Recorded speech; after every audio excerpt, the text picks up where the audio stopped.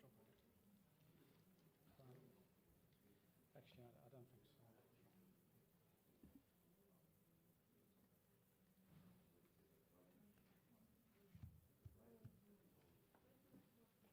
So far we got volume L. I think we've handed up that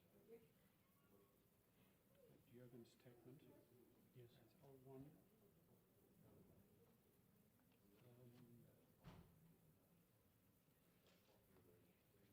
And I think we hand up the release file.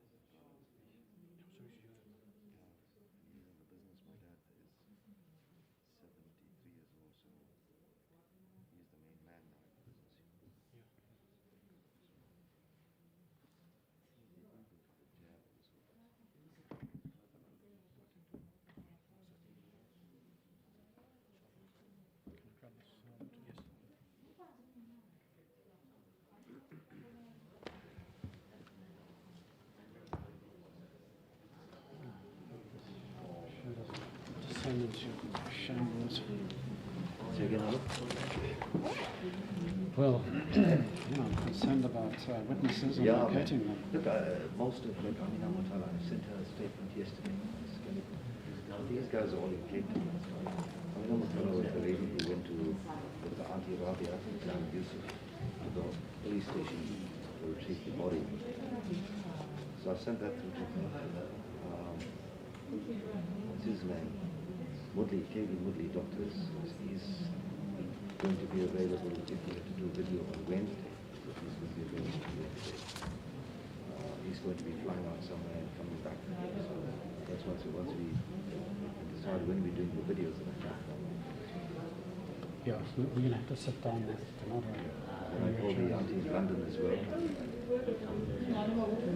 We're just trying to sort out the logistics as well. My brother just picked up the files. Oh, Sham's really good.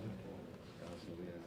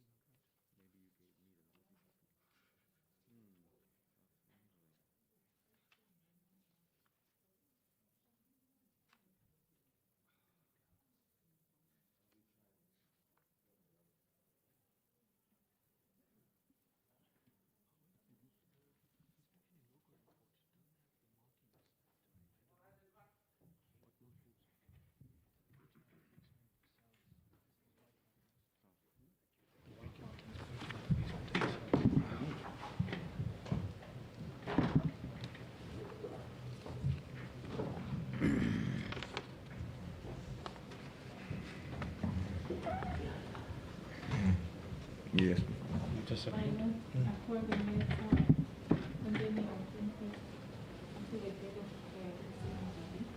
Thank you. Lord, the matter is ready to proceed.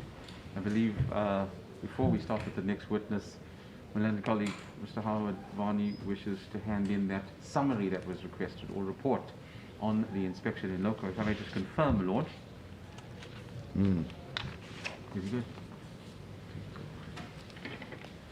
My Lord, it is correct that we have prepared a report of the inspection in loco that was carried out last week on the 18th of August 2021. But it has been brought to my attention that markings that we had made on photographs, Google Maps photographs, these are aerial shots of the Brighton Beach Police Station precinct, that they have somehow fallen off the printed versions. My Lord, I don't know how that happened, because when I emailed them this morning, they were on the version, but now they seem to have dropped off the printed version. So, my Lord, you can may I beg the submit Court's it later indulgence? then. We will need to repair this, Okay. and No, we that's will all right. endeavour to have it ready for you Okay. tomorrow. No, that's all right. My Lord, we thought we would hand up, just for the Court's record, a copy of the list of police officials whose SAPS personal files we had requested. And I understand, my Lord, that the subpoenas in respect of these files have already been authorised by this Honourable Court. Yeah. My Lord, in fact, there are two lists. The one list has 24 names. It was revised to 17 names. But in discussion with my learned friend for the state, Advocate MacDonald, we learnt that the list sent up to Pretoria was the bigger list. I suppose there's no harm in getting the additional police files. The additional files relate to the officials at the mortuary and a few others we didn't think were that necessary, but if they have been sought under subpoena, then perhaps we should just leave it at that, and then we can inspect the files once they have been made available and determine which ones to place before your Sorry, Lordship. how many files are on the list? I believe that on the list that you authorised, Your Lordship, that there are 24 files, Okay. although we had whittled it down to 17 files. Okay. Obviously, all the 17 files are part of the 24. Oh, okay. Yes. All right. So with the leave of the Court, we'd like to hand up this list and mark it Exhibit L2. Okay.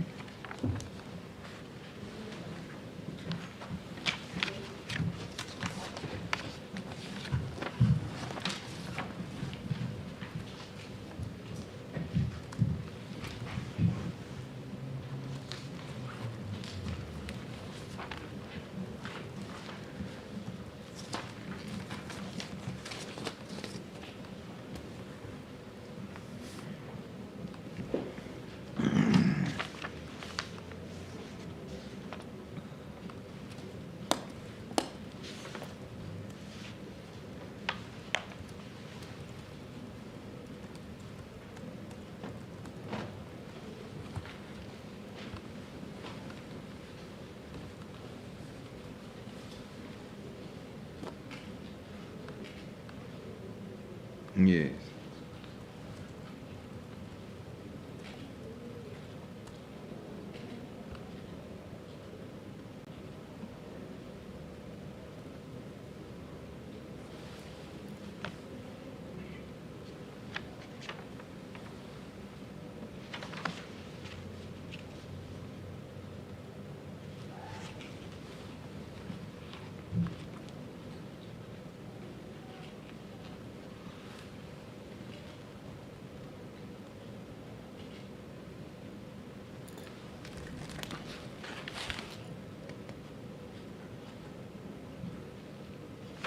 Yes. Okay. As the Court pleases. My Lord, we had hoped to lead two witnesses today. That is Mr. Krishna Munsami Govender, as well as Dr. Abdul Kadar Aku. My Lord, the investigating officer advises us that the previous investigating officer, that's Warrant Frank Khamanyane, Yes. was unable to make contact with Mr. Govender because he had lost his phone with Mr. Govender's contact details. Mm. So we are busy trying to retrace Mr. Govender, but we have been able to locate Dr. Abdul Qaidar Aku, who is in court here today. And with the court's leave, we can call him to the stand. Please do. So, my Lord, that is Dr. Abdul Qaidar Aku. My Lord, if you look at volume G of the record, he is listed at number 12 on the index, and his statement is at page... Is that they have moved all my exhibits? I don't know whether they are still in order here.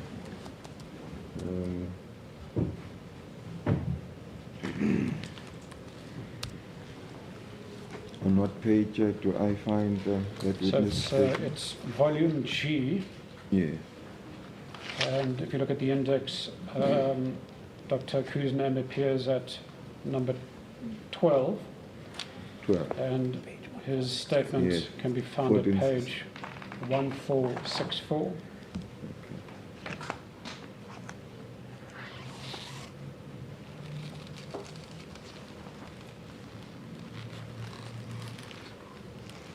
Yes, I'm there. My Lord, the state did take his statement, so technically he is a state witness, but by agreement with Advocate MacDonald for the state, Yes, you'll be leading him. I will lead him this morning. Okay. You may call the witness. As the court pleases. Dr. Aku.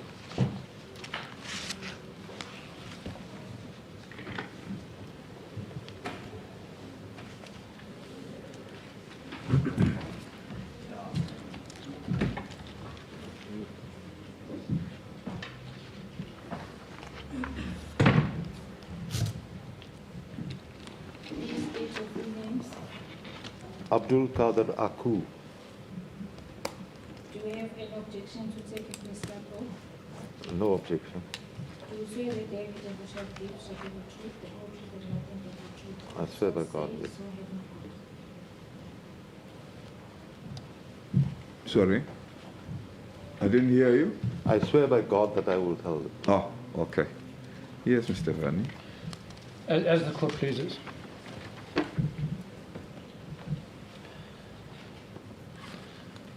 Dr. Aku, because you're behind a Perspex glass, you're free to remove your mask. Okay.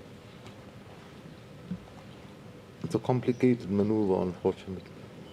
I've got a hearing aid. Oh, I see.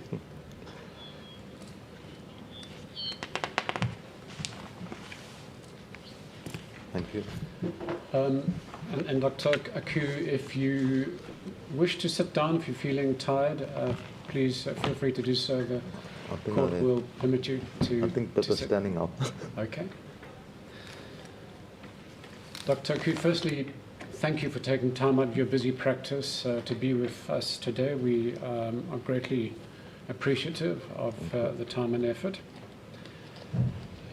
Dr. Aku, am I correct in saying that you made a statement to State Prosecutor Shubnam Singh on the 27th of March 2018?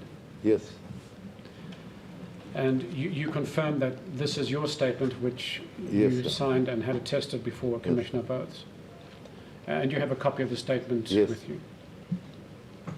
The Lord has mentioned this is the statement in Volume G.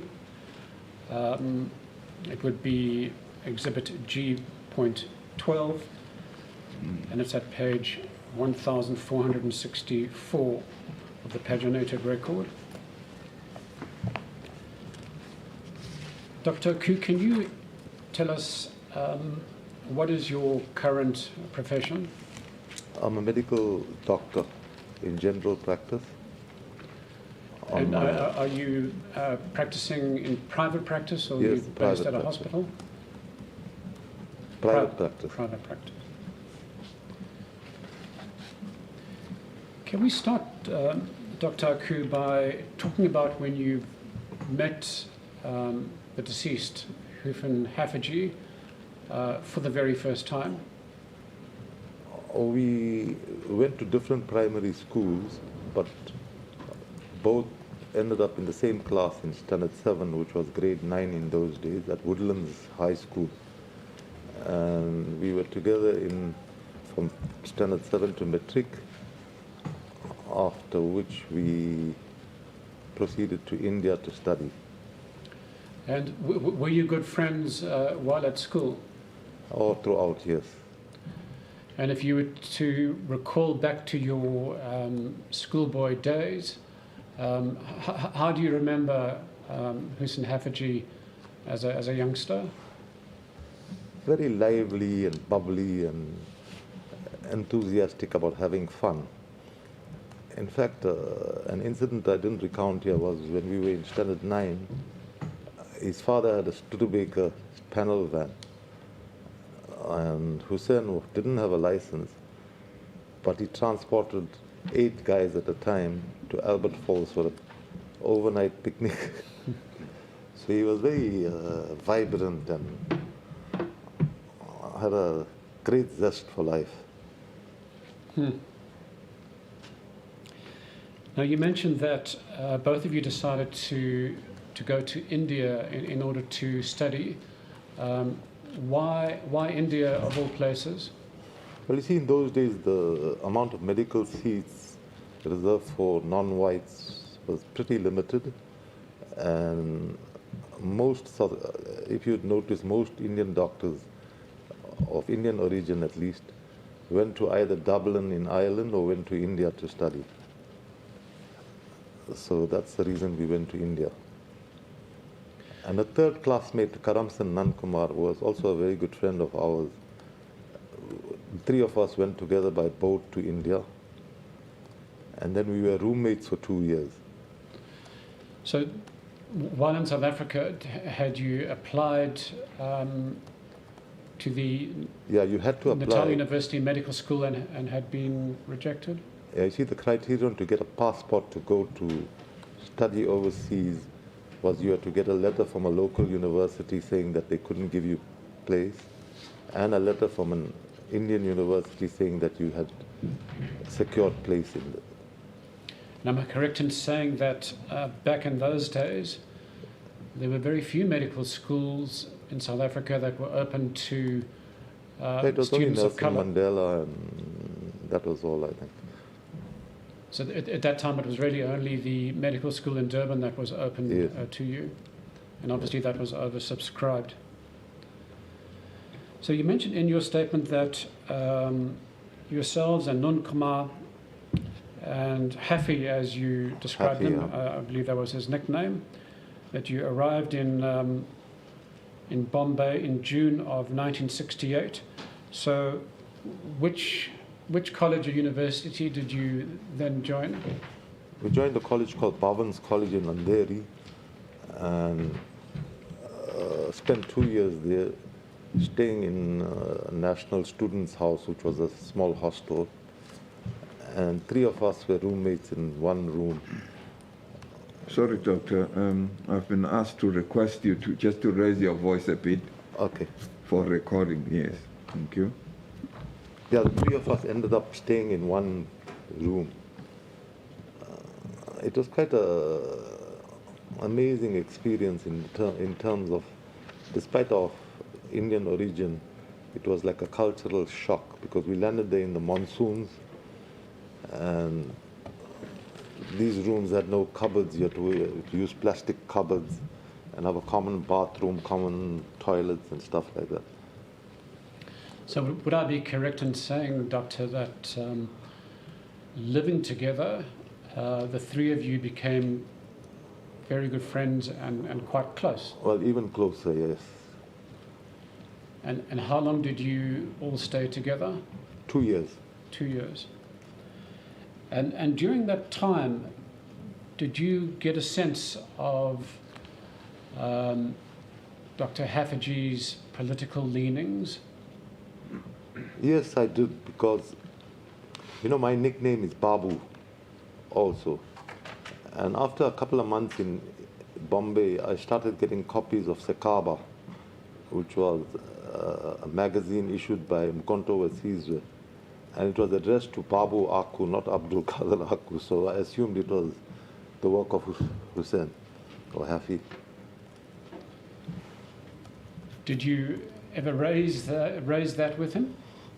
I raised it with him, but he just brushed it off. He said, no, it's important to know these things and to know more about the ANC and its functions and stuff. And did you share the Sashaba newspaper with Haffejee and Nunkamar, Yes. perchance? Yes. And did you have occasion to discuss any articles in Sashaba? I'm sure we did, but I cannot remember. You also mentioned that Dr. Haffejee introduced you to a number of Russian authors. Yeah, he was very Can you give us a widely sense read. of who they are and why do you think he did that? Well, he was very widely read, and I suppose his whole ideology was more socialist, communist. And the authors he mentioned and sort of introduced me to it, like Tolstoy and Dostoevsky and Maxim Gorky, Franz Kafka, and those kind of books. So at that time, if you had to describe his political leanings or ideology, how would you describe him? I would say he was more socialist, communist ideology. I can recount once we went on by train for a holiday to Bhopal, which is many hours away from Bombay. And I remember taking a picture of him in the train where he looked like Che Guevara, because he had this beret and he had this big cigar and he had this beard. So I would say his ideology was more socialist, communist. If you still have that photograph, I'm sure. I gave it to his brother Yusuf after his death, so I was just asking his sister Sarah if she could find it. Anyway. Yes, indeed, it would be certainly one for the history books. In your statement, you mention an incident in which your hostel came under attack or some kind of threat. Can you elaborate on that, please? You see, there was a local group that was called Shiv Sena, and they were right-wingers who wanted Maharashtra, the state in which Bombay is, to be only for Marathis. And you were only allowed to go into local colleges if you had 10 years domicile in Maharashtra. So a mob attacked our hostel, and they stole quite a bit of stuff from these East African students who were on the ground floor. So that day, Hoosen or Haffejee taught us how to make small petrol bombs. And when these guys came at night, we started throwing them from the rooftop, and it quite dispersed them. So he had a lot of guts. He was small size, but he had a lot of guts. So he certainly knew how to mobilize and galvanize his friends into action for purposes certainly. of self-defense. Dr. Aku, you mentioned that you were invited by one Mozi Mullah, who was then the ANC representative in India, to the home of The Pahad. Mr. Gulan and Mrs. Amina Pahad for lunch. Can you just explain why it is that the three of you were invited to that lunch and what transpired there? You see, Yusuf and Aziz Pahad's father, Ghulam Pahad and Amina Pahad, lived in Mumbai. And when the Pahads, the youngsters used to visit their parents from London, then they would invite a whole lot of South African students and talk us into ANC. You know, it was this lady, Mrs. Pahad, was a very good host, and she would host maybe 20, 30 of our students, along with Mozi and Yusuf Pahad and Aziz Pahad, and they would basically try to convince us that the route was to get freedom in South Africa from apartheid rule, and that the ANC was the organization to join. And at the time, Aziz and Esop Pahad were They active were with members Thabo of the Mbeki ANC. in London. See, they were studying in London. They were much older than us, obviously, but they were studying in London along with Thabo Mbeki and so on, and they would come down to Bombay to visit their parents. And you mentioned that at that house you received lectures on the ANC. Yes. Was there an attempt, perhaps, on the part of the Pahads to recruit any of you into the ANC? Well, that was the idea, basically. But there wasn't any like direct recruitment where you became an ANC member overnight and stuff. It was just to probably make us start thinking along ANC lines. And you know whether at that time Hoosen Haffejee perhaps became closer to the ANC or joined the ANC? Yes, I think. So he became closer to the ANC at that time? Yes. Are you aware whether he actually joined the ANC? Look, he would never discuss that with anybody, to be honest, because I think,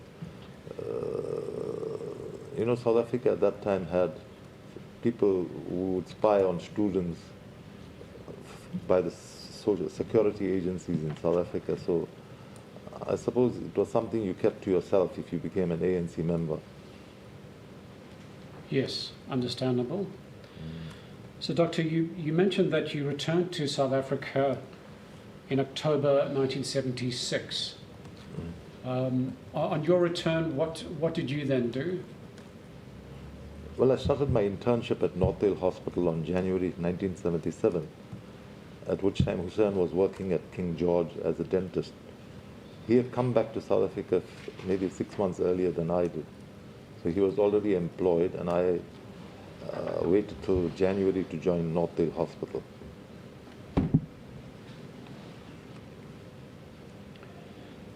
And did you remain in touch after your return to South Africa?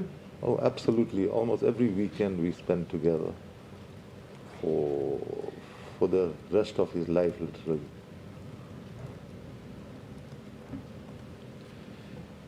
You know, we were very close as families as well. He used to come home and have lunch with my father. And in fact, his first car was purchased by my father. And it was a small Alfa Romeo Sud, which is a very small car, but my father was very fond of him.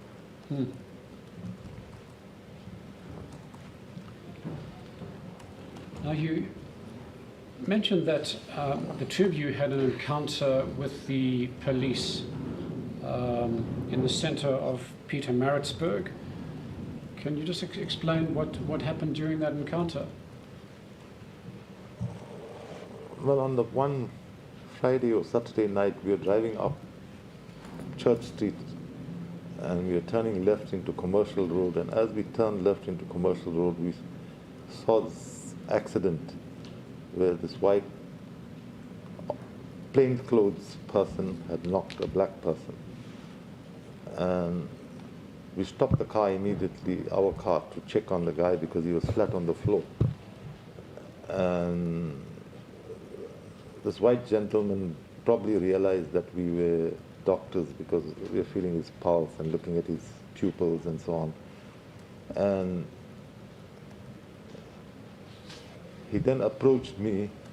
He found out where we worked, and then he approached me in Northdale Hospital a few days later, telling me that he was the head of the housebreaking division of the police, and that would I say that we saw this black person running into his car rather than him knocking into the guy. And I refused to do that. And when I suggested it to Haffey when he came back the following weekend, he had this quotation that he told me that I should never forget, the old Red Indian saying that the pale face speak with forked tongue. Anyway, that was the one encounter we had. Mm. And perhaps he had a good reason to say that, because it would seem that this senior officer was asking you to fabricate evidence and to commit perjury. Yeah, yes.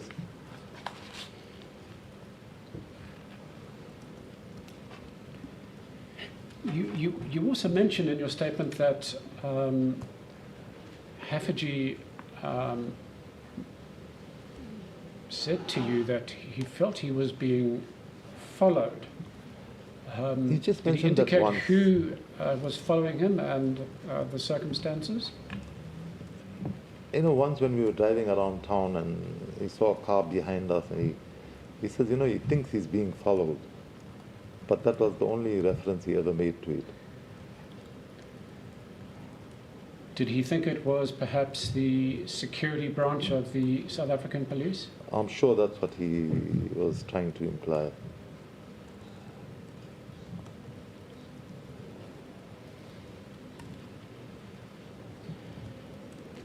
If we can then turn to your last encounters with Dr. Haffejee before he died.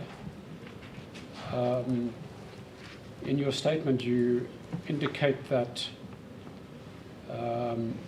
your friend Nunkumar had to apply for a visa for the United States of America, and that Dr. Haffejee assisted him.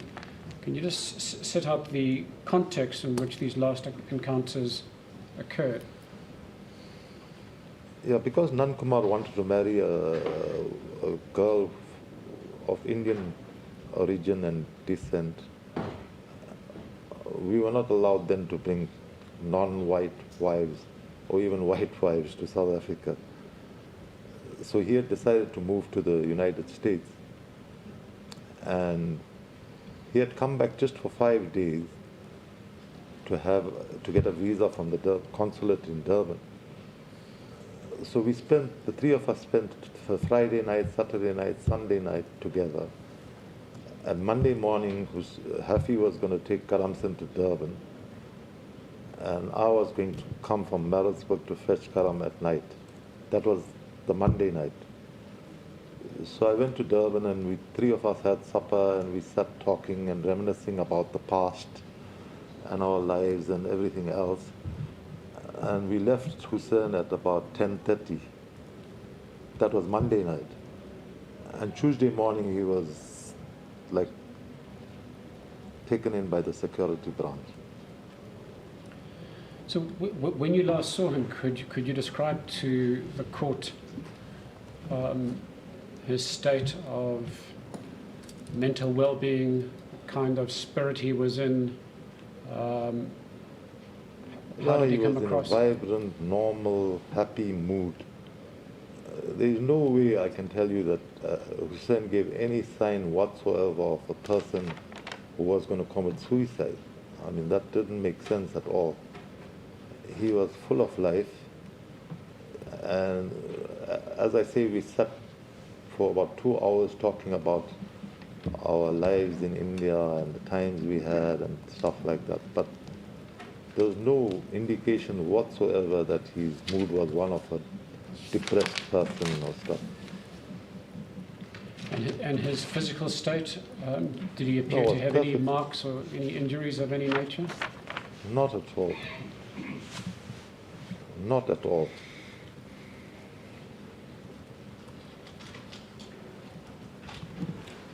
So how did you get to hear of Haffejee's passing? Well, you know, Wednesday was the surgical day with the unit I worked in Northdale, and I was in theatre on a Wednesday morning when his brother Yusuf phoned me to tell me this crazy news that he was dead and that he had died in security detention. It was devastating.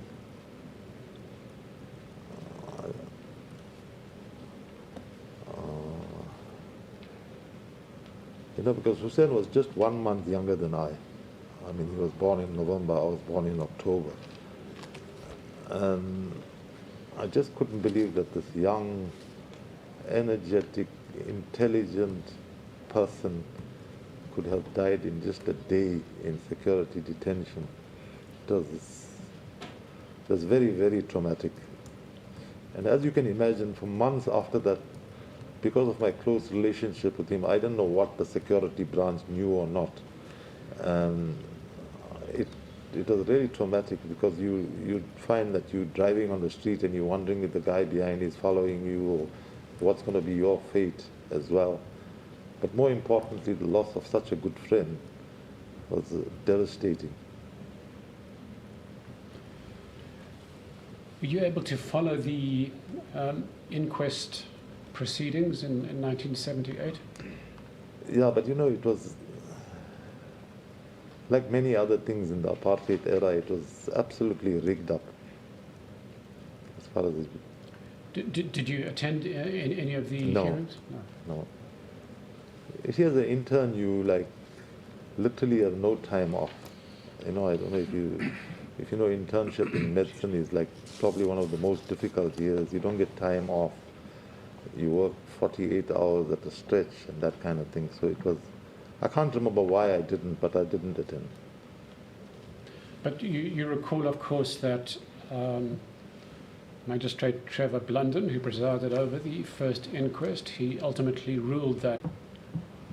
What was my? How did you react to that finding? No, I thought it was absolute nonsense.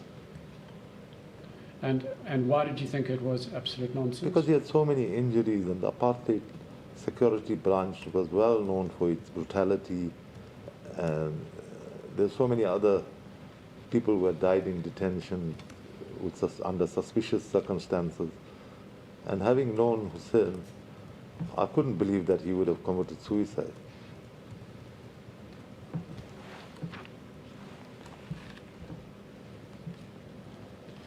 You already mentioned that his character and nature, that he was a happy person. Would you describe him as mentally stable or not?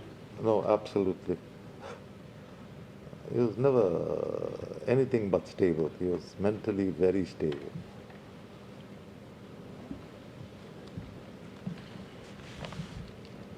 Did you have occasion to treat Dr. Haffejee's mother following the death of her son Hoosen? Yes, throughout her life, I continued treating her. And can you comment as a medical doctor of the impact that her son's death had on her? It's not the impact only on his mother, impact on his family, his brothers, his sister Sarah. His brother Yusuf spent his entire life thereafter in a state of depression, wanting justice for Hoosen. And as you can understand, in those days it was pretty expensive to support somebody through 6 to 7 years of studying in a foreign country. And the family managed to do that. And just when Hoosen was now at the prime of his life and career, he was taken away, and I think it devastated Yusuf's family life. The relationship between him, his wife, his mother, his family. The whole family was devastated forever. I mean, the mother never stopped grieving. And, for her generation, she was a remarkably intelligent woman who I can clearly remember reading The Witness every day from cover to cover. I mean, every year on Hoosen's death anniversary, his brother would put an advert in The Witness saying that, remember Hoosen killed by security agents. Even on his grave, they had a sign saying, "Here lies Hoosen Haffejee, who died in security detention." even his car, the Alfa that my father had bought, had a sign at the back saying, car is for sale, owner killed in security detention. So it was something that I think devastated the family for life. His mother died a broken woman, his brother Yusuf the same, his sister-in-law Sarah as well, not Sarah, Banu, and of course his two remaining siblings. So I would say it was a terrible, terrible blow to his family. And the numerous friends that he had. I mean, I was not his only, I was probably one of his best friends. But he had friends in all walks of life and society. He was truly a non-racial person, was Hoosen. Can I ask you whether you have any comment on the fact that it has taken some 44 years for the inquest into Haffejee's death to be reopened? And you're probably aware that some of the leading suspects behind his death have passed on. Indeed, Captain Taylor only passed away in 2019. Yeah, it is surprising that it took so many years, and like you say, that the people responsible for his death are not here today to give us their account of the story, or their story, which was a story basically. And I'm sad that it couldn't have happened earlier, but I'm happy that it has happened. Thank you, Doctor. No further questions, Your Lordship. Mr. MacDonald, any questions? Yes, just a point, my lord. So, just firstly, in respect of the number of friends that you had spoken about, can you just also give us an indication at the university that he previously studied at? Am I correct that they also celebrate Dr. Haffejee on a yearly basis? If so, can you tell us how? Yes, they have an annual hockey tournament called the Hoosen Haffejee tournament, and they have an annual blood drive to people to donate blood, because Haffejee was such a strong personality that he played an important part in Nagpur University Dental College. But you see, personally, I've never been, Nagpur is pretty far from Bombay and very much further from where I study. So during holidays, we would meet in Bombay. So I hadn't been to Nagpur often, but I know that they really commemorated his death. Yes. Now, the incident that you mentioned earlier regarding the petrol bombs, small petrol bombs, was that the first and last time that you and Haffejee had to defend yourselves while in India? Okay. Now, from that, you returned to South Africa, and on the last weekend, before Dr. Haffejee's passing, you said you sat together and you reminisced about the past. Was one of the stories that you regaled upon the same bombing issue, story and what had transpired at that time? No, I think we discussed more our romantic lives. Yes, yes. And the fact that he said that Karamsan was a true blue. Yes. That's the word he used. Because Karamsan was marrying the girl that he dated in India, and Hoosen and I didn't. Agree with and we just talked about varsity days, but I can't remember him talking specifically about that incident. But it is possible. It's possible, yeah. Thank you. Nothing further. Any further questions, Mr. No further questions, my Lord. Rani? Thank you, Doctor. Thank you, Your Honor. Thank you.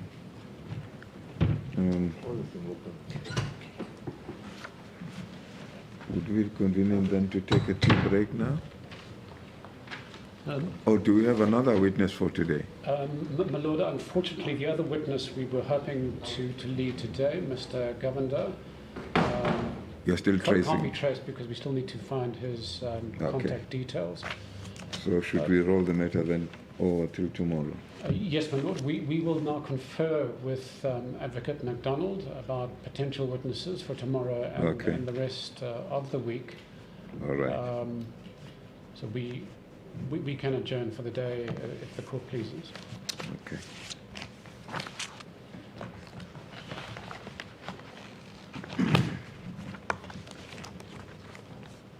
The matter will adjourn until tomorrow.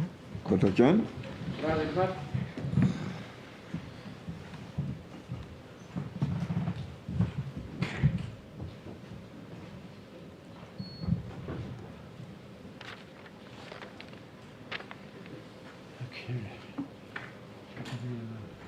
We need to meet somewhere with tomorrow.